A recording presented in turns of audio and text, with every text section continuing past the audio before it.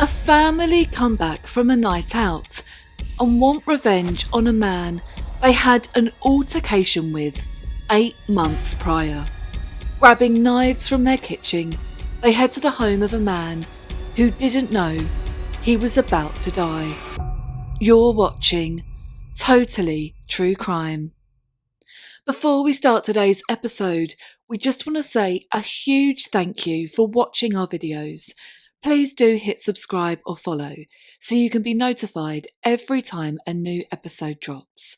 You can also find us on TikTok and Instagram. Just search Totally True Crime. Today's case takes us to Darwin in the northwest of England, just south of Blackburn. It's a small town with just under 28,000 people living there, and in June 2025, it was home to 3 members of the same family.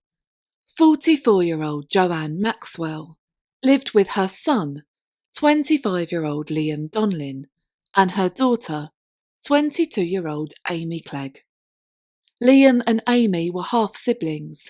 Liam's dad was a man called Paul, and Amy's dad was called David. And it was through both of these men that the family knew a man called Paul Scott.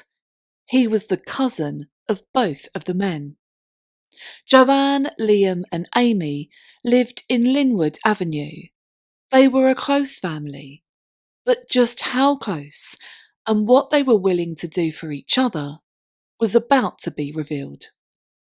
On the afternoon of Saturday the 21st of June 2025, Joanne and her daughter Amy went on a pub crawl in Blackburn town centre. They were both drinking heavily, and after 9 p.m, they arrived at the Gate Bar and Grill. CCTV footage caught the 2 women getting into an altercation with 2 men. They were Tyler Preston and Charlie Elliott. This altercation happened just after 1 a.m.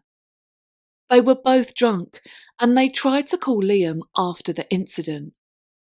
Liam had not long been released from prison and he was out that night in another pub in Blackburn where he was dealing cocaine. Liam was also taking the Class A drug that night, and at the end of the evening, when he'd sold all of the drugs in his possession, he got into a taxi and went back to Darwin town centre. Just after 2 a.m, Joanne and Amy left the pub that they'd been in and they also took a taxi back to the town centre. They bumped into Liam and the 3 of them got into a taxi to their house. As they got in the cab, the taxi driver heard Liam aggressively shouting about a fight he'd gotten into that night. Joanne sat in the front of the cab, whilst Amy and Liam continued to talk loudly in the back. The taxi driver heard Liam say, "Okay, this lad is gonna get it, and he doesn't know what's coming to him." Liam had previously been a successful kickboxer. In fact, he was ranked as 2nd in the world. Whilst Liam was shouting, his mother was encouraging him from the front seat of the cab. She said, quote, "You know we need to sort this out tonight, yeah? It has to be sorted out tonight." At this point, Amy relayed that she agreed and confirmed the address that the man who was at the centre of all of this aggression was staying. In fact, they were talking about 2 men in particular. Charlie Elliott, the man that the women had got into an altercation with that night, and Paul Scott, the cousin of both Liam and Amy's fathers. The reason for their anger was soon revealed. Paul Scott and Charlie Elliott had been in a fight with Joanne's then partner, a man known as Tubbsy. He'd been attacked by the 2 men at Amy's 21st birthday party, which had been 8 months prior. They still wanted revenge for this fight, and fueled by alcohol and cocaine, Liam wanted revenge. Amy asked the taxi driver if they could go to a place that they referred to as Pedro Place.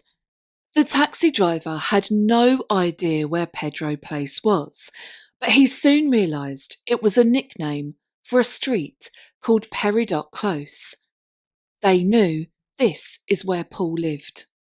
The taxi driver agreed to take them there, but Joanne stopped them and said they needed some time before they went, and told the driver they would take another cab later on. He dropped them off at their home and left for the rest of his shift. When the three went inside their house, they started to put together a plan. Whilst they were there, Liam starts to contact some of his friends, telling them in some strange slang that he was going to hurt Paul Scott, and he was also trying to source a gun. Meanwhile, his mother Joanne and his sister Amy started to collect knives from their kitchen. They took 4 out of the 5 knives that were in the family kitchen, ones they used to prepare food. They took them out to Joanne's car that was waiting outside. Each of them had their own knife, and they were caught on CCTV getting into Joanne's car and driving away. They drove in the direction of Peridot Close. The car's dashcam fires up and records part of their journey. Joanne is driving, and while she's doing so, Liam is sending voice notes to his friend Aaron. He says, quote, "Listen, Aaron, I'm going to fucking chop up this kid, bro, and then I'm going to come and grab you." Amy is giving Joanne directions to Paul's house during the car ride. After 21 minutes, the family arrive at Peridot Close, and Joanne turns her car around so it was facing back out towards the main road. This was so they could speed away quickly when they needed to. The 3 of them left the car and walk up to Paul's house. Amy rings the doorbell, and Paul stands behind the door. He asked, "Who's there?" It was the early hours of the morning, and he wasn't expecting company. Amy replies, and when Paul hears her familiar voice, he opens his door. But that decision would mean the end of his life. As the door starts to open, Amy hits record on her mobile phone, and in front of her, her brother Liam can be seen holding a large kitchen knife by his side. As the door reveals Paul, now confronted by 3 people, Liam is heard saying, "Go on then, you fucking little rat," as he starts to stab him in the chest.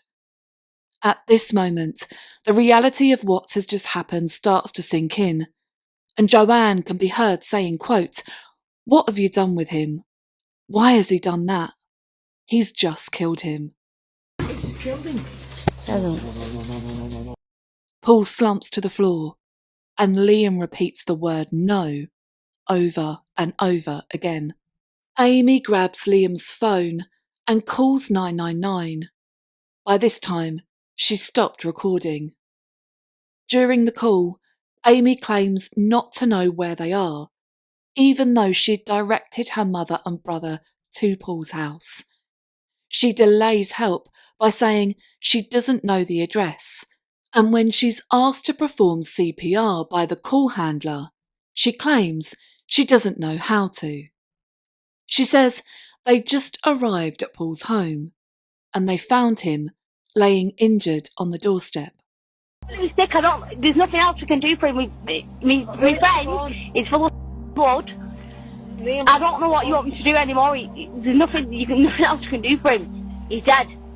She hides the knife that she had on her in her mother's car, despite the call handler's attempts to try to get her or her brother or mother to administer first aid to Paul to see if they can save his life.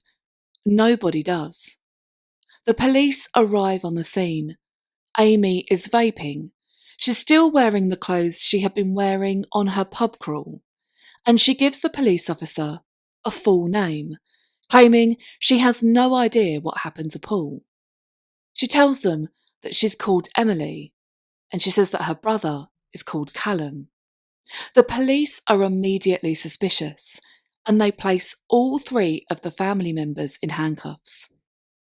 As the paramedics battle to save Paul Scott's life, The 3 family members are put into the back of police vans. As they sit there, Paul Scott is pronounced dead. He was just 37 years old.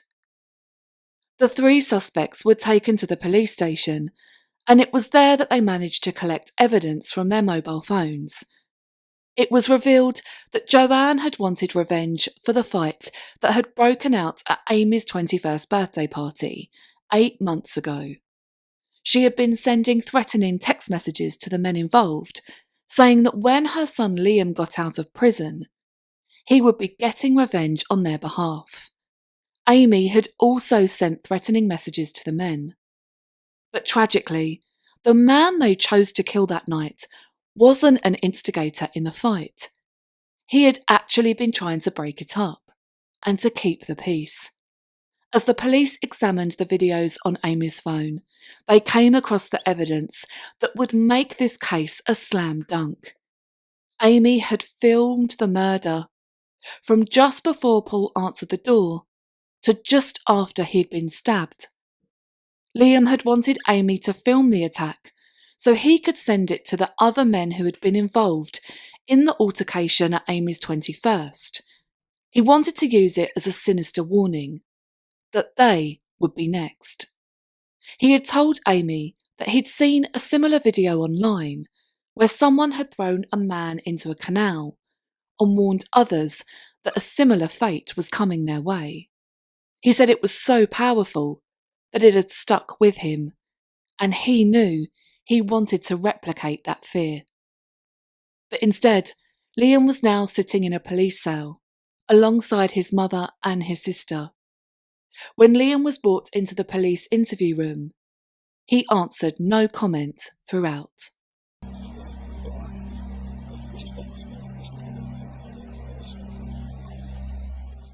During Paul's post-mortem, the pathologist found that he had died from a single stab wound to the chest, one that was so deep it had pierced through his skin, tissue and muscle, and straight into his heart. Liam was strip-searched and his clothes were sent for forensic testing. They found traces of Paul's blood on them, and crime scene investigators had found that 2 knives had been discarded into Paul's sink, and one had traces of Paul's blood on it. During a search of Joanne's car that was still parked nearby, officers found the knife that Amy had concealed in there. As the police looked into Joanne's previous criminal history, they saw that she'd been arrested and convicted of affray and possession of a bladed article in the past. She also had a history of sending threatening messages to people she had arguments with, including threatening them with knives. A psychologist who examined Joanne said that she had an emotionally unstable personality disorder, though it was decided that this did not affect her on the night in question, so there were no mitigating circumstances for her when they were considering convicting her of this crime. The taxi driver had told the police that she had appeared calm and collected in the taxi, and that the plan to harm Paul Scott had been carefully planned over a period of time, and was not a spur of the moment. He recalled their conversations back to police, and as the police looked into Amy, they found that while she had no previous convictions and that she was of previous good character, she had also been sending threatening messages. Liam, however, was far from a model citizen. His previous offences didn't include serious violence, but he had been on post-sentence supervision for a Section 47 offence when he killed Paul. A Section 47 refers to assault, occasioning actual bodily harm, and results in injuries that includes minor cuts and bruising. The 3 family members were all charged with the murder of Paul Scott, and their trial started in the spring of 2026 at Preston Crown Court. After a 13-day trial, they were all found guilty and were sentenced to life in prison. Liam Donlin was sentenced to life and ordered to serve a minimum term of 26 years. His sister Amy is to serve a minimum term of 20 years, and their mother Joanne to a minimum of 23 years. They were led away by court staff to serve their sentences in prisons across the UK. But the real-life sentence rests with Paul's family. His mother, Julie, said, quote, "Paul was friendly to everyone he met. He had many friends, all of whom are still struggling to come to terms with what has happened. He was the last person on earth that they would ever thought would be a victim of such a violent crime. Paul's family loved him very much. He could light up a room with his laughter and kind nature. He was emotional and sensitive. Paul never shied away from showing his emotions to his loving family. He always gave us hugs and told us how much he loved us. The day I got the phone call to say my son's body had been found in his flat will haunt me forever. I collapsed. To be told he'd been murdered was horrific. To be told he'd been murdered by 3 people, 2 of which are relatives, was unbearable. How does a mother ever recover from this? Paul has shown both of those people nothing but kindness and friendship." Paul's father, Billy, said, quote, "Paul wasn't one for hanging around the streets much with his friends when he was growing up. He would often be at home, and he would invite his friends round there. Sometimes up to 30 friends, but at least we knew where he was and what he was doing. He was a home bird and loved spending time with his family and being close to them. Often whilst he was on a night out, in the early hours he would ring me just to say, 'I love you.' That was Paul. Family was always on his mind. When I would go out for a drink with Paul, he would chat to me about how he hoped to have a family that he could go home to one day. A wife and children. He would have loved to have settled down at some point. Now that chance has been snatched so cruelly away from him. I miss Paul, and I will for the rest of my life."